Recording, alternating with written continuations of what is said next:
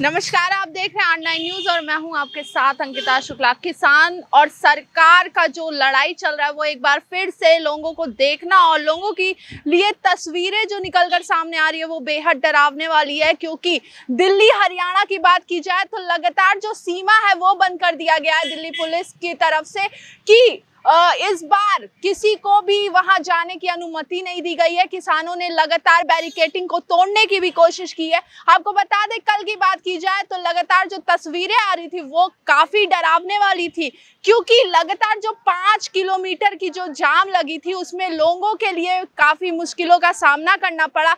क्योंकि जो टाइम होता है, ऑफिस की टाइमिंग होती है, उसमें लगातार लोगों का जो जाने आने का टाइम होता है उसको देखते हुए सरकार भी काफी गाइडलाइन देती आ रही है। मेट्रो ने भी अपनी गाइडलाइन दे दी है कि इससे इस समय तक की फ्लाइट की बात की जाए तो उसने भी अपनी गाइडलाइन जो है वो जारी कर दी है कि किसी भी यात्री या लोगों को कोई असुविधा ना हो, उसके लिए लगातार प्रशासन हो या दिल्ली सरकार हो वो लगातार एक्टिव मूड में दिख रही है। पुलिस की बात की जाए तो वो लगातार आंसू गैस के जो गोले हैं वो किसानों पर छोड़े जा रहे हैं कि किसान अपनी मर्यादा में रहकर ही आंदोलन करें, उससे आगे ना बढ़े। तो देखने वाली बात होगी कि 16 फरवरी को जब पूरे भारत को बंद करने का राकेश टिकैत का आह्वान है, उसको लेकर किसान क्या कुछ करते हैं वो भी देखने वाली बात होगी कि 16 फरवरी को क्या कुछ और तस्वीरें निकलकर सामने आती है। एक बार फिर से एमएसपी का जो रेट था उसको लेकर किसान एक बार फिर से सड़क पर उतर आए हैं। एक तरफ जहां लोकसभा चुनाव नजदीक आ रहा है, सभी पार्टियां अपनी राजनीतिक छवि को सुधारने में जुटी हुई हैं, एक एक मैनिफेस्टो लेकर आ रही है, लगातार किसानों का मुद्दा उठाया जा रहा है।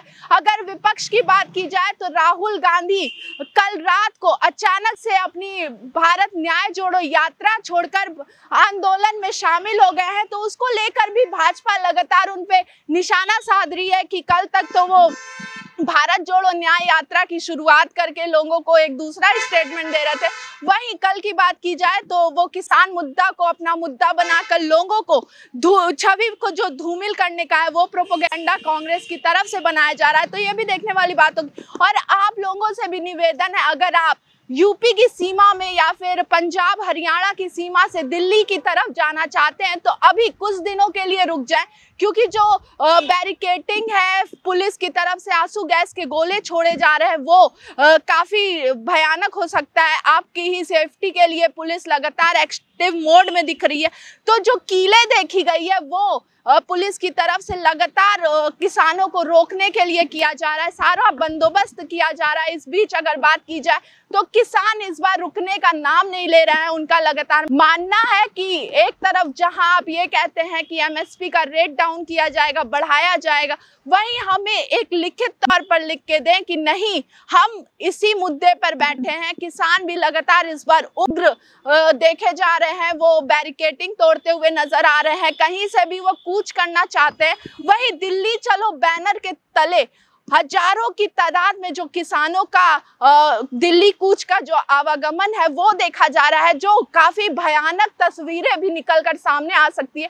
तो इन सबों को देखते हुए दिल्ली पुलिस की बात की जाए, हरियाणा पुलिस की बात की जाए, यूपी पुलिस की बात की जाए, तो सभी अपने अपने स्तर पर काम कर रहे हैं।